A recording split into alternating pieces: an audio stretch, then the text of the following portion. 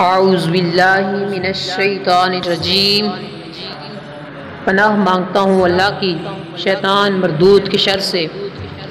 بسم اللہ الرحمن الرحیم، اللہ کے نام سے شروع جو بہت مہربان نہایت رحم والا ہے۔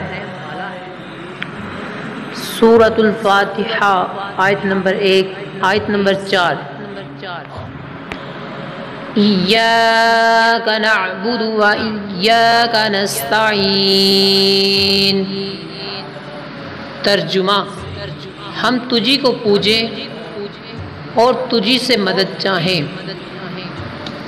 تفسیر: ایاک نعبد و ایاک نستعین، ہم تیری ہی عبادت کرتے ہیں اور تجھ ہی سے مدد چاہتے ہیں۔ اس سے پہلی آیات میں بیان ہوا کہ ہر طرح کی حمد و ثنا کا حقیقی مستحق اللہ تعالیٰ ہے، جو کہ سب جہانوں کا پالنے والا ہے، بہت مہربان اور رحم فرمانے والا ہے۔ اور اس آیت سے بندوں کو سکھایا جا رہا ہے کہ اللہ تعالیٰ کی بارگاہ میں اپنی بندگی کا اظہار یوں کرو کہ اللہ عز و جل، ہم صرف تیری ہی عبادت کرتے ہیں، کیونکہ عبادت کا مستحق صرف تو ہی ہے اور تیرے علاوہ اور کوئی اس لائق ہی نہیں کہ اس کی عبادت کی جا سکے، اور حقیقی مدد کرنے والا بھی تو ہی ہے۔ تیری اجازت اور مرضی کے بغیر کوئی کسی قسم کی ظاہری، باطنی، جسمانی، روحانی، چھوٹی بڑی کوئی مدد نہیں کر سکتا۔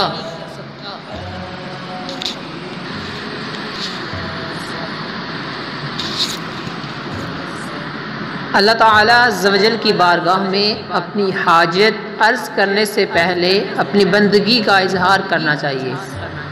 امام عبداللہ بن احمد رضی اللہ تعالیٰ عنہ علیہ فرماتے ہیں، عبادت کو مدد طلب کرنے سے پہلے ذکر کیا گیا کیونکہ حاجت طلب کرنے سے پہلے اللہ تعالیٰ کی بارگاہ میں وسیلہ پیش کرنا قبولیت کے زیادہ قریب ہے۔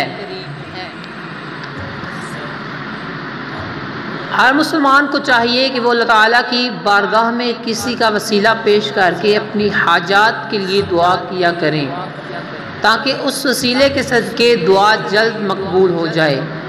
اور اللہ تعالیٰ کی بارگاہ میں وسیلہ پیش کرنا قرآن و حدیث سے ثابت ہے۔ چنانچہ وسیلے کے بارے میں اللہ تعالیٰ ارشاد فرماتا ہے، سورۃ المائدہ، آیت نمبر 35، یا ایھا الذین آمنوا اتقوا اللہ وابتغوا الیہ الوسیلہ۔ ترجمہ: اے ایمان والوں، اللہ سے ڈرو اور اس کی طرف وسیلہ ڈھونڈو۔ ایک نابینا صحابی بارگاہ رسالت صلی اللہ تعالی علیہ وسلم میں حاضر ہو کر دعا کے طالب ہوئے تو آپ صلی اللہ تعالی علیہ وسلم نے انہیں اس طرح دعا مانگنے کا حکم دیا، اے اللہ عز و جل، میں تجھ سے سوال کرتا ہوں اور تیری طرف نبی رحمت حضرت محمد صلی اللہ تعالی علیہ وسلم کے ساتھ متوجہ ہوتا ہوں۔ اے محمد صلی اللہ علیہ وسلم، میں نے آپ صلی اللہ علیہ وسلم کے وسیلے سے اپنے رب کی طرف اپنی اس حاجت میں توجہ کی تاکہ میری حاجت پوری کر دی جائے۔